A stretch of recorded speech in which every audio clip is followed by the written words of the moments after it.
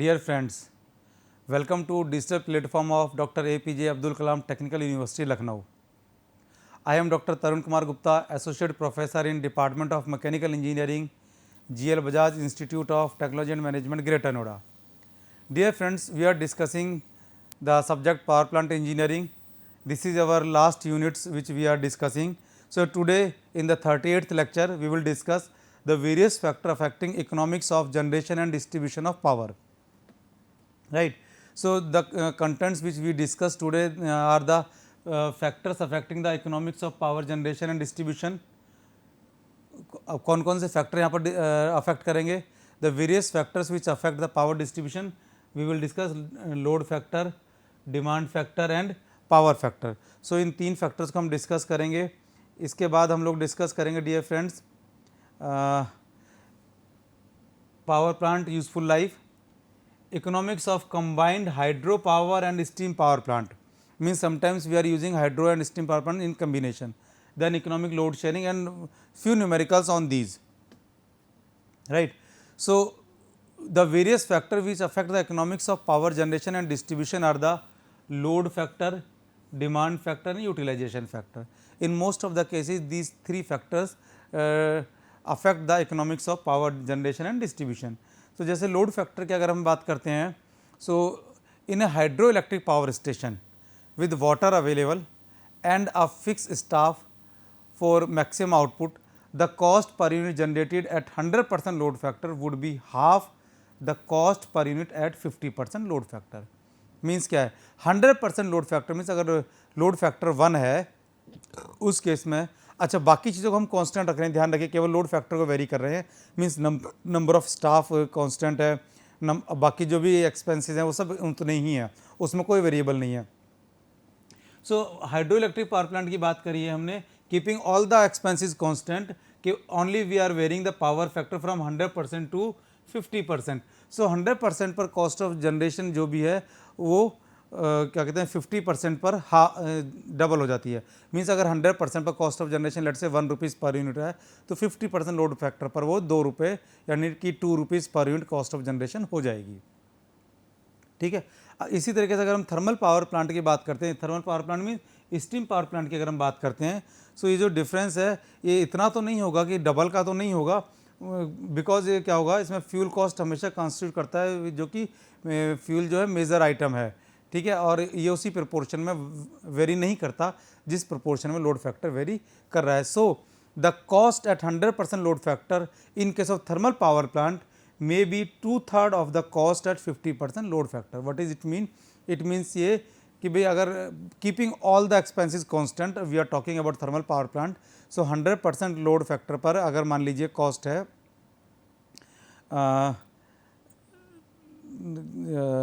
1 rupees, right. सो 50% पर क्या होगा? 50% पर डबल नहीं होगी, ध्यान रखिएगा 50% पर डबल नहीं होगी. 50 मीन्स अगर 50% पर 2 रुपये कॉस्ट है तो 100% पर 1 रुपये नहीं होगी, केवल 2/3 यानी कि 1 रुपीज़ 50 पैसे ही कॉस्ट होगी. सो अगर 50% लोड फैक्टर पर 2 रुपये है पर यूनिट जनरेशन कॉस्ट, तो 100% लोड फैक्टर पर वो 2/3 होती है, दैट इज़ 1 रुपये 50 पैसे. But if we are talking about diesel power station, cost per unit generated at 100% load factor may be approximately 3/4 of the same at cost at 50% load factor. So 50% load factor पर 3/4 होगी. ठीक है. सो thermal power plant में कितनी थी? 2/3 means 2 रुपये से 1 रुपये 1 रुपये 33 पैसे. डीजल पावर प्लांट में कितनी है? 3/4 यानी कि 75%. 2 रुपये 50% पर है तो 100% पर 1 रुपीज़ 50 पैसे. बट हाइड्रो प्लांट में एग्जैक्ट आधी हो जाती है. अगर 2 रुपये 50% पर है तो 100% पर 1 rupees. So from this discussion we can say hydro electric power plant should be run at its maximum load continuously on all units. So if possible hydro electric power plant को रन करिए. अगर hydro electric power plant run नहीं कर पाते किसी भी reason से, then second preference goes to steam power plant should be run in such a way that all running units are economically loaded and diesel power station should be work for fluctuating load और as a stand by only. कि अगर मान लीजिए कोई break down हो गया, उस समय इलेक्ट्रिसिटी अनइंटरप्ट ना हो तो उस समय डीजल पावर प्लांट रन कर सकते हैं, अदरवाइज डीजल पावर प्लांट को रन ना करें. फिर बात करते हैं demand factor and utilization factor की। A highly efficient station if worked at low utilization factor may produce power at high unit cost, right? The time of maximum demand occurring in a system is also important. In an interconnected system, a study of the curves of all the station is necessary to plan most economical operations, and the tendency should be to load the most efficient and cheapest power producing station to the greatest extent possible. जैसे मैंने last slide में आपको बताया कि hydro power plant की जो cost है वो जनरेशन की वो सबसे कम होती है। सो हमारे यहाँ पर टेंडेंसी क्या होनी चाहिए? टेंडेंसी होनी चाहिए कि मैक्सिमम लोड हम हाइड्रो इलेक्ट्रिक पावर प्लांट को दें if that option is available, right. और हाइड्रोलिक प्लांट को हाइड्रो इलेक्ट्रिक पावर प्लांट को हमें कोशिश करना चाहिए कि मैक्सिमम टाइम, यानी कि अगर 24 आवर रन कर सकते हैं तो 24 आवर रन कर सकते हैं करें। और इस टाइप के जो स्टेशंस होते हैं इनको हम कहते हैं base load stations, right.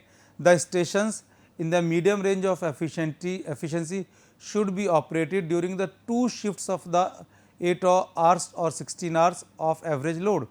Means देखिए पहले हमने क्या किया कि 24 आवर्स किसको रन करना है? जिसकी मैक्सिमम एफिशिएंसी है, पावर जनरेशन को जिसकी सबसे कम है। इसका जो सेकंड नंबर है जिसकी पावर जनरेशन को थोड़ी सी ज़्यादा है उसको थोड़ा कम यूज़ करें, 8 आवर्स और 16 आवर्स यूज़ करें और एवरेज लोड के लिए यूज़ करें, राइट। इसके बाद क्या है कि जो थर्ड टाइप के जो रह गए जिसको पीक लोड में आपने यूज़ करना है या स्टैंड बाई यूनिट्स में यूज़ करना है, वो कौन से यूज़ करें? ओल्ड मशीनरी है या लेस एफिशिएंट मशीनरी है जिसकी जनरेशन कॉस्ट ज़्यादा है, उसको पीक लोड के लिए या स्टैंड बाई के लिए हम यूज़ कर सकते हैं, राइट। सो अभी जैसे हमने शुरू में बताया था कि हमारी टेंडेंसी क्या है? हमारी टेंडेंसी है कि to use the unit of larger capacity. हम क्या करते हैं कि जो इसकी कैपेसिटी ज़्यादा है उस मशीन को चला दो, बाकी मशीनें बंद रहेंगी। तो हमें ऐसे नहीं देखना, हमें ये देखना चाहिए कि कौन कौन सी मशीन फुल लोड पर रन कर सकते हैं, वेदर दे आर स्मॉल और they are big of larger capacity. So जो मशीन फुल लोड पर रन कर सकती हैं उनको हमें रन करना चाहिए रादर देन कि एक बड़ी मशीन को रन कर लें। क्लियर? इसके बाद हम बात करेंगे पावर प्लांट यूज़फुल लाइफ, कि किस पावर प्लांट की कितनी लाइफ होती है। इट इज़ एक्सपेक्टेड कि ये जो थर्मल पावर स्टेशंस हैं, थर्मल पावर स्टेशंस की जो लाइफ है it is 20 to 25 years. Nuclear power plant की अगर हम बात करें तो 15 to 20 ईयर्स। उसके बाद मेंटेनेंस इज़ रिक्वायर्ड, सो कुछ पार्ट्स चेंज करने पड़ते हैं। प्लांट को शट डाउन नहीं करते, बिल्कुल कंप्लीटली बंद नहीं कर देते हैं प्लांट को, तो कुछ पार्ट्स यहाँ पर करने पड़ते हैं, मींस रेनोवेशन करनी पड़ती है। डीजल पावर प्लांट की अगर हम बात करते हैं तो 15 years is the expected life. And hydro power plant 100 years, you can see सबसे ज़्यादा लाइफ किसकी है? हाइड्रो पावर प्लांट की 100 ईयर्स के करीब लाइफ है इसकी। Yes, maintenance is required in all type of power plant timely. इसके बाद हम बात करते हैं economics of combined hydro power and steam power plant की, राइट। अब इकोनॉमिक्स क्या है, क्या कहना चाहते हैं हम यहाँ पर? हम ये कहना चाहते हैं कि मैंने आपको बताया सबसे पहले हमें यूज़ करना चाहिए hydro energy, but if any country और any state is not rich in hydro energy तो क्या करना चाहिए? हमें अदर ऑप्शन यूज़ करनी चाहिए। बट लेट से मैं ये कहता हूँ कि किसी कंट्री में ना तो हाइड्रो एनर्जी बहुत ज़्यादा अवेलेबल है, ना कोल एनर्जी बहुत ज़्यादा अवेलेबल है, so we have to go for combination of both. So combination is the best option. So what are the advantage of using combination? Flexibility in operation, security of supply, improved utilization of hydropower and spare plant. So how? Let's say we'll discuss. Economic load sharing की मैं बात करता हूँ। देखिए economic load sharing में हमारा prime objective क्या होता है किसी भी पावर प्लांट को डिज़ाइन करने का? इकोनॉमी मीन्स हमारा खर्चा कम से कम हो, इनपुट कॉस्ट कम से कम लगे और प्रॉफिट मैक्सिमम हो। सो हमेशा सभी का यही ऑब्जेक्टिव रहता है। सो इकोनॉमिक्स की हम बात करते हैं कि economics of prime objective of design of all the power plant is the economic. Let there are 2 generator 1 and 2, suffix 1 use करेंगे 1 जनरेटर के लिए, सफिक्स 2 यूज़ करेंगे 2 जनरेटर के लिए। 1 जनरेटर मीन्स 1 पावर प्लांट का कंप्लीट सेटअप है, 2 का मतलब सेकंड का सेटअप है, right. So it may be कि 1 हाइड्रोलिक हो, 2 थर्मल पावर प्लांट हो, it may be first thermal power plant हो, सेकंड हाइड्रोलिक हो, it may be there are 2 separate hydraulic power plant, it may be there are 2 separate thermal power plant. So कुछ भी हो सकता है, इसीलिए 1 और 2 हमने लिखा है। लेट से L is the combined output, ठीक है। सो फॉर इकोनॉमिकल लोडिंग क्या है, जो एल है, L must be is sum of L1 plus L2. L1 is output of first generator, L2 is the output of second generator. अगर output हमने combine किया तो इनपुट भी कंबाइन होनी चाहिए. सो टोटल कंबाइंड इनपुट जो है I, it should be equal to I1 plus I2. So here you can say I1 input of generator 1, I2 is the input of generator 2, right.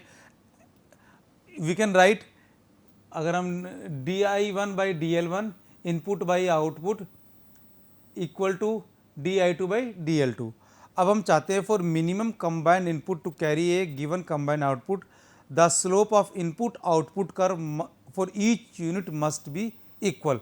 अब slope का मतलब क्या होता है? स्लोप का मतलब होता है I by L in differentiation form. So D I by D L, so D I ये सब इक्वल होने चाहिए. इक्वल होंगे तभी हमारा मिनिमम कंबाइंड इनपुट होगा for a given combined output. अब हम बात करते हैं कि मैक्सिमम एफिशिएंसी के लिए क्या कंडीशन है, क्योंकि मैंने कहा कि आपको डिज़ाइन किस बेस पे करना है, मैक्सिमम एफिशिएंसी बेस पर. अब मैक्सिमम एफिशिएंसी के लिए देखिए, एफिशिएंसी होती है आउटपुट बाई इनपुट, यानी कि L by I. Heat rate होती है आई बाई एल, राइट. अब minimum value of H R की मिनिमम वैल्यू क्या होनी चाहिए? इसको डिफ्रेंशिएट कर दिया D by D L H R, it should be equal to zero, और D by D L I over L equal to zero. यहाँ से जब इसको सोल्व किया तो it will come I over L equal to di by dl.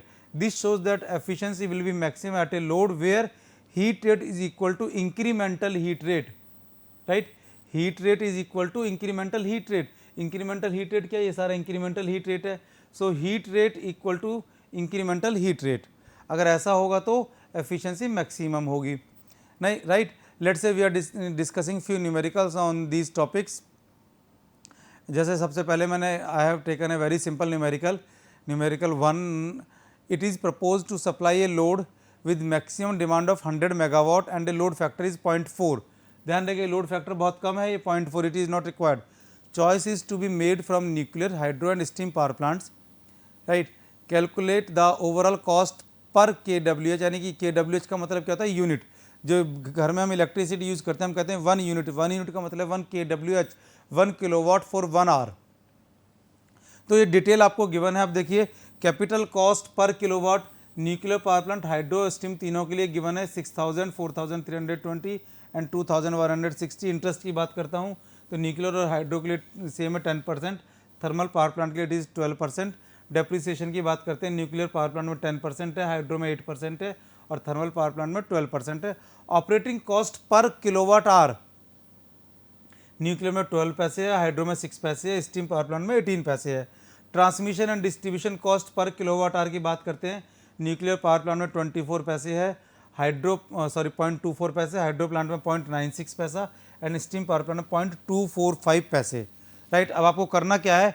करना है यहाँ पर ये, this is the question, you have to find out this. Calculate the overall cost per kilowatt hour in each scheme. अब ध्यान रखिएगा यहाँ पर दो तरह से दिया है, ये पर किलोवाट है और यहाँ पर kWh है, ध्यान रखिएगा ये, ठीक है. सो अब आपने करना क्या है? अब आपने करना क्या है?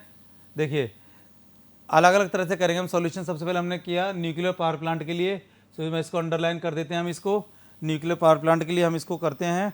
सो in case of nuclear power plant, देखिए न्यूक्लियर पावर प्लांट में कैपिटल कॉस्ट क्या दिया हुआ है? 6000 दिया हुआ ना, 6000 पर kW. हमारी कॉस्ट कितनी है? 100 मेगावाट. मैंने मेगावाट को किस में कन्वर्ट कर लिया? kW में. तो 6000 इंटू 100 मेगावाट है, उसको किलोवाट में कन्वर्ट किया, इसलिए 1000 से मल्टीप्लाई किया. सो कैपिटल कॉस्ट आ गई ये. इंटरेस्ट इसका 10%, so 10% of this interest is this. Depreciation again 10%, ये डेप्रिसिएशन है. एनुअल फिक्स कॉस्ट कितनी होगी? इंटरेस्ट प्लस डेप्रिसिएशन, ये फिक्स कॉस्ट हो गई. So this is a fix cost. Energy generated per year, average load multiply by number of hours. Number of hours कितने हुए? 365 days, 24 hours in a day. So total number of hours are 8760 hours, right. अब average load कितना है? It is load factor into maximum demand. Load factor है 0.4 और demand है 100 megawatt. Megawatt को again kilowatt में चेंज किया और नंबर ऑफ आवर्स से मल्टीप्लाई किया. सो ये एनर्जी जनरेटेड हो रही है पर ईयर. क्लियर. अब रनिंग कॉस्ट हमें निकालनी है. रनिंग कॉस्ट क्या है? Operating cost plus transmission distribution cost. Operating cost given है 12 पैसे, T&D कॉस्ट है 0.24 पैसे. सो ये पर किलोवाट आवर ये है। अब आपको ओवरऑल कॉस्ट निकालनी है। ओवरऑल कॉस्ट क्या है? Running cost plus fix cost. Clear? Running cost देखिए कितनी है, 12.24 पैसे। फिक्स कॉस्ट, अब फिक्स कॉस्ट आपके पास जो आई है ये कॉस्ट थी किलोवाट बेस पर, ठीक है। सो किलोवाट, इसको किलो कॉस्ट को, टोटल कॉस्ट को हमने KW से डिवाइड करेंगे हम, सो दैट सेम यूनिट हो जाए। सो इट इज़ 12.24 और दिस ये cost running fix cost divide by number of units. So total cost is this for nuclear power plant. ये overall cost per kilowatt hour है nuclear power plant के लिए, right. Now we will calculate for hydro electric power plant. So capital cost again this per kilowatt है, 100 kilowatt के लिए हमने किया, तो this is the capital cost. Interest 10%, depreciation 8%। So annual fix cost क्या होगी? इन दोनों का सम जो है that is annual fix cost. तो हमने सम कर दिया इंटरेस्ट और डेप्रिसिएशन का, so this will be the annual fix cost, right. Now अब आपको क्या करना है? आपको निकालना है running cost per hour. Running cost क्या होती है? Operational cost plus transmission and distribution cost, which is always already given.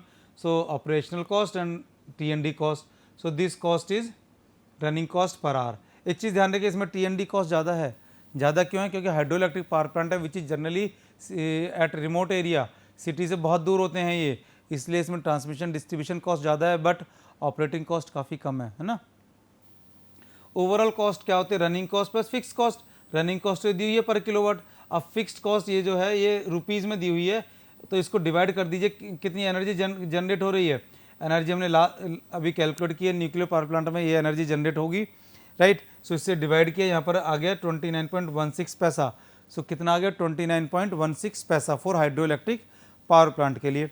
अब हम बात करेंगे thermal power plant and steam power plant के लिए। Again capital cost this into 100 megawatt, then interest 12%, right. Depreciation again the same. So this total is the annual fixed cost. So this is the annual fixed cost, आपको दिखाई दे रहा होगा।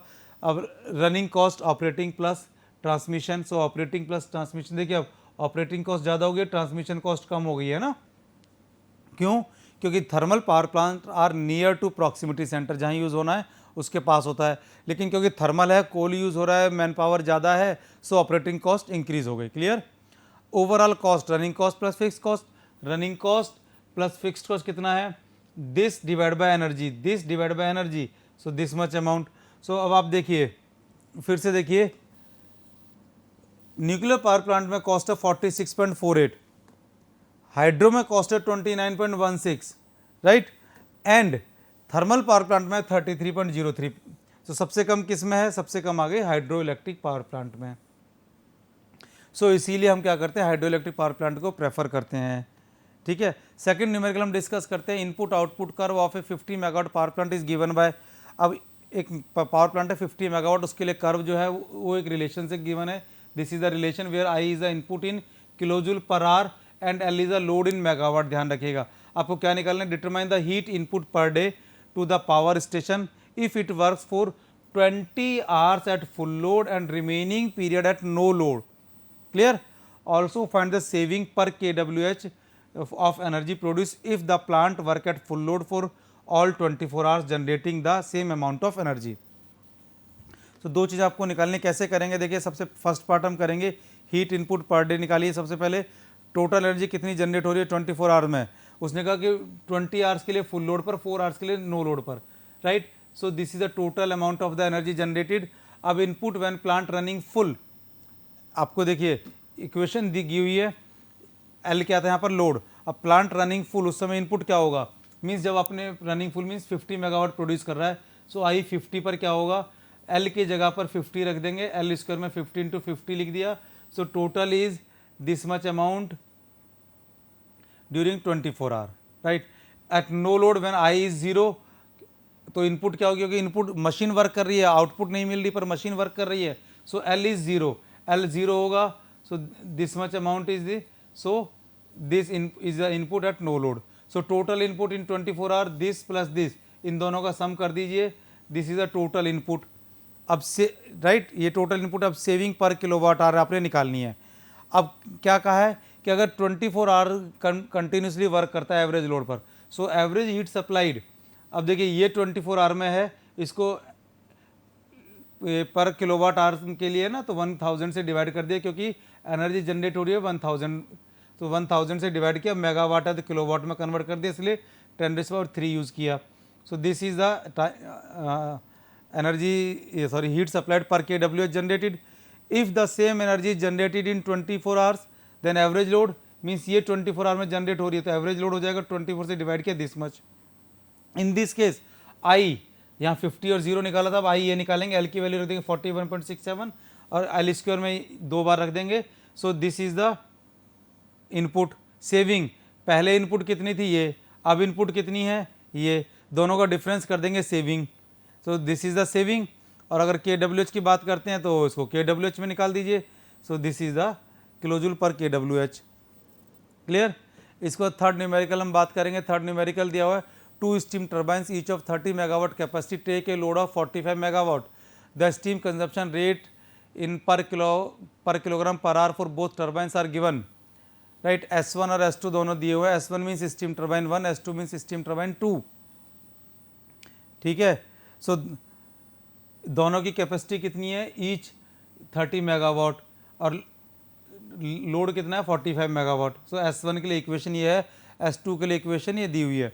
Where L represent load in kilowatt, S represent steam consumption per hour. Find the most economical loading when the load taken by both unit is 45 megawatt. Means इन दोनों का जो load है वो 45 मेगावाट है. दोनों ने टोटल मिलाकर के 45 मेगावाट लोड शेयर किया है. तो अब आपने बताना है कि इकोनॉमिकल लोडिंग क्या होगी, कि फर्स्ट जनरेटर को कितना देंगे, सेकंड को कितना देंगे. इसका सॉल्यूशन अगर मैं आपको दिखाना चाहूँ कि this is the solution, you can see L1 plus L2 दोनों का जो रिक्वायरमेंट है यह है 45 मेगावाट. इसको मैं ऐसे भी लिख सकता हूँ कि L2 का मतलब है 45 माइनस L1 40. ठीक है. अब इकोनॉमिकल लोड शेयरिंग के लिए क्या मैंने बताया था, DS1 by DL1 right should be equal to DS2 by DL2. Economic load sharing के लिए बताया हुआ कंडीशन हमने आपको. सो डी यही हमने यहाँ पर लिखा है, देखिए DS1 sorry this is given 12 minus 2 into this is equal to 8.4. This ये कहाँ से आया, देखिए ये आया है इस इक्वेशन से. S1 यहाँ पर दिया हुआ है, आप देखना चाहेंगे ना, ये S1 दिया हुआ है, तो इससे DS1 आप निकालिए. DS1 निकालेंगे तो क्या होगा, DS1 बाई DL1 आप निकालेंगे, दिस विल बी 0. 12 माइनस, तो डिफ्रेंसिएशन करेंगे तो ये यहाँ पर हमने लिखा है. सो DS1 by DL1 12 minus 2 into this L1, because वहाँ पर L1 स्क्वायर था ना, इसको DS2 by DL2. So DS2 कहाँ से लिया, ये S2 दिया हुआ, इसका डिफ्रेंसिएशन किया with respect to L2. So it is 8.4 minus 2 into this 0.0006 L2. So ये यहाँ पर लिख दिया हमने. सो यहाँ से निकला है L1 equal and L1 and L2 का रिलेशन यहाँ से आ जाएगा हमारा. और L2 हमें ऑलरेडी गिवन है, L2 is this. So L2 की वैल्यू ये पुट कर दीजिए and when we solve it we will get L1 and L2. So L1 कितना मीन्स फर्स्ट टर्बाइन को कितना लोड करना है 25 मेगावाट और सेकंड टर्बाइन को कितना लोड करना है 20 megawatt. You can see the some is 45 megawatt. So this is the economical load sharing. अगर आप इस तरीके से लोड शेयर करेंगे तो मैक्सिमम एफिशिएंसी आपको यहाँ पर मिलेगी. इसके बाद हम फोर्थ न्यूमेरिकल हम डिस्कस करेंगे. And input output curve of a 10 megawatt station is expressed. एक कर्व दी हुई है where I is the input in kilojoule per hour and L is in the megawatt. ध्यान रखिएगा. अब without plotting any curve find the load at which the maximum efficiency occur. अब कोई graph नहीं बनाना आपने. Find the increase in the input required to increase station output from 3 to 5 megawatt by means of the input output curve and also by incremental rate curve. ठीक है. So this is the solution. You can say first part the load at which maximum efficiency अगर I दिया हुआ है. सो आई over L आप निकाल लीजिए. So L से डिवाइड कर दीजिए दोनों तरफ. एल से हमने डिवाइड किया दोनों तरफ. एफिशिएंसी क्या होती है, output by input. Output by input का मतलब इसको वन रेसिप्रोकल कर दीजिए. ये रेसिप्रोकल कर दिया. मैक्सिमम एफिशिएंसी क्या होगी, इसका differentiation with respect to I equal to 0. So differentiation क्या with respect to I equal to 0 और यहाँ से एल निकालिए. So L is 5 megawatt. So when load is 5 megawatt efficiency will be maximum. इसके बाद हम बात करेंगे increase in input by input output curve. Means दो लोड हैं, लोड 3 मेगावाट और लोड 5 मेगावाट है. दोनों के लिए करेंगे. अगर लोड 3 मेगावाट है तो I3 इक्वेशन दी हुई है. देखिए दोबारा से देखिए ये इक्वेशन दी हुई है, इसमें लोड 3 है, L3 है. सो L3 रखा हमने, we put the L3 L3 put किया, सो ये इक्वेशन बन गई, L5 पुट किया, ये इक्वेशन बन गई। Increase in input required I5 minus I3, so I5 minus I3, I5 minus I3 किया हमने, right. So this is the requirement, so increase in input required is this. इसके बाद अगर इंक्रीमेंटल रेट कर्व से हम करना चाहें तो देखिए ये रेट कर्व से दिया हुआ है कि when load varies from 3 megawatt to 5 megawatt the incremental rate vary may we consider into straight line as average height of area under the curve between 3 megawatt and 5 megawatt. So average क्या होगा 3 + 5/2 4 megawatt. So I at 4 megawatt means L is the 4 रखा हमने, ठीक है, यहाँ 4 रखेंगे। और incremental के लिए क्या होगा DI/DL, सो DI/DL ये है, और फिर एल को हमने रख दिया 4, एल को रख दिया 4 when load is 4 megawatt. So total increase in input, this is the total increase in input. So देखिए पहले से कितना आ रहा है, पहले से ही आ रहा है और दूसरे से ही आ रहा है, इट इज़ सेम। यहाँ देखिए 89.6 देख सकते हैं आप, 89.6 into 10⁶ kilo joule per hour, और यहाँ पर भी आप देखिए 89.6 into 10⁶ kilo joule per hour. So both answer are same. So dear friends, thank you very much for listening, thank you.